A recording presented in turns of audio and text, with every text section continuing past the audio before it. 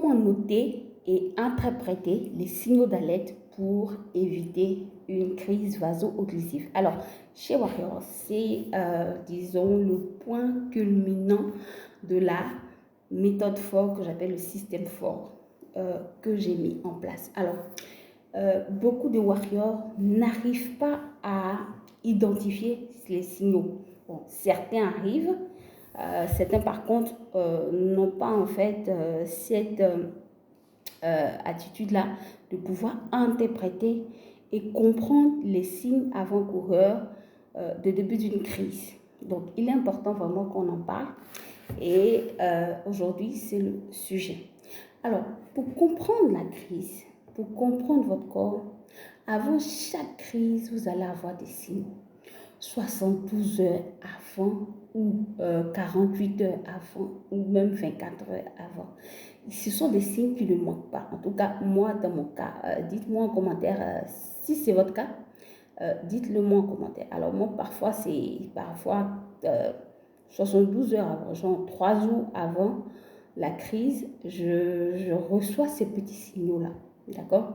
Donc, ça dépend de la personne, de certaines personnes. Il y a certains même, on part jusqu'à une semaine. Moi, j'ai des crises que j'ai ressenties depuis peut-être une semaine avant et qui, voilà, se sont déclenchées plus tard. Alors, l'objectif ici, c'est de pouvoir écouter, d'accord, ces signaux-là et de pouvoir mettre en place un protocole anti-crise pour stopper drastiquement, rapidement la crise et éviter d'être hospitalisé. Alors, vous allez prendre un journal, d'accord? Ce que je fais il y a, disons, j'en ai discuté. Donc, j'ai vu que beaucoup de drépanocytaires en ont besoin. Donc, je suis en train de travailler là-dessus pour que tout le monde puisse l'avoir et que vous puissiez vraiment noter cela. C'est vraiment important. Alors, chaque drépanocytaire doit avoir son cahier de, disons, de notes. Donc, j'appelle le journal d'alerte. D'accord, le journal d'alerte. Alors, comment est-ce que vous allez présenter ce cahier-là? Vous allez présenter les différentes catégories. Alors, la crise va se déclencher en fonction de plusieurs types de catégories. Ça peut être un déclencheur physique, ça peut être un déclencheur émotionnel, ça peut être un déclencheur environnemental, ça peut être un déclencheur à l'hydratation ou éventuellement à l'alimentation. Alors, quels sont les signaux? Lorsque vous avez par exemple de la catégorie physique, vous allez avoir au signal de la fatigue inhabituelle.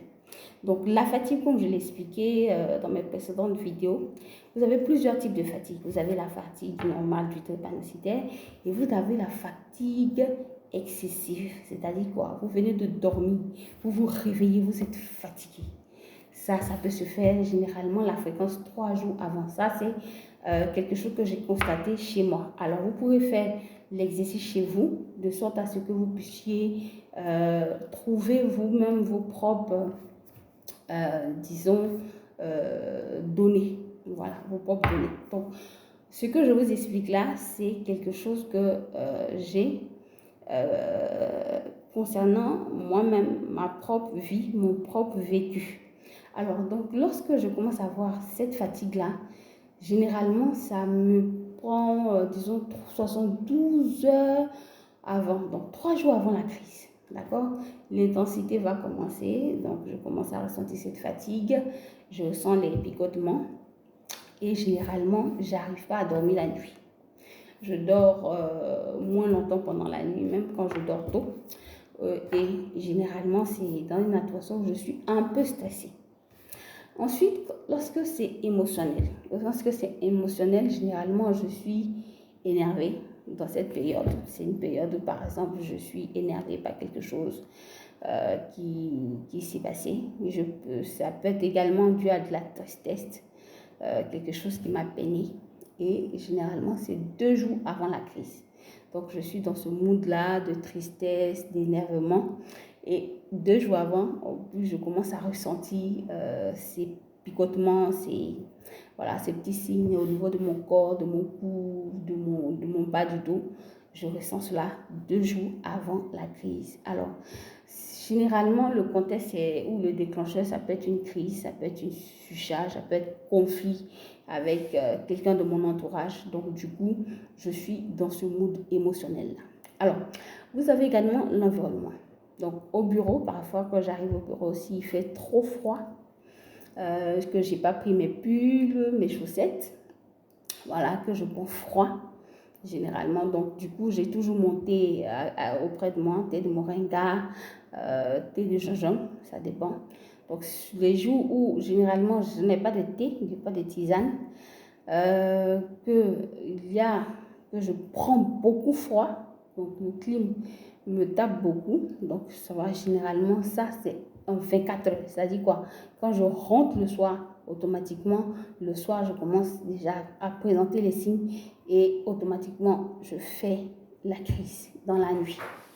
D'accord? L'hydratation. Alors, parfois, il m'arrive de ne pas boire. Il m'arrivait vraiment de ne pas boire, d'accord, pendant toute la journée.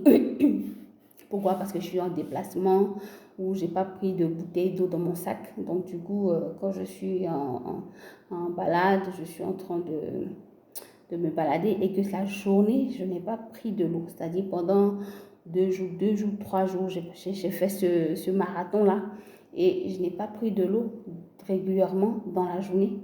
3 jours plus tard, la crise va se déclencher.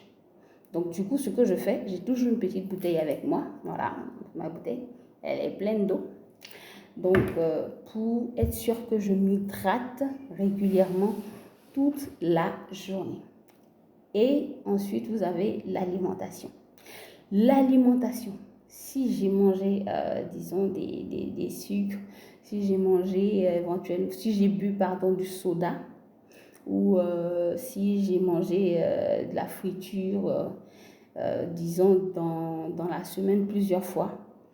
3 jours avant, vous allez voir, au niveau de mon corps, je vais commencer à ressentir les signes de la crise.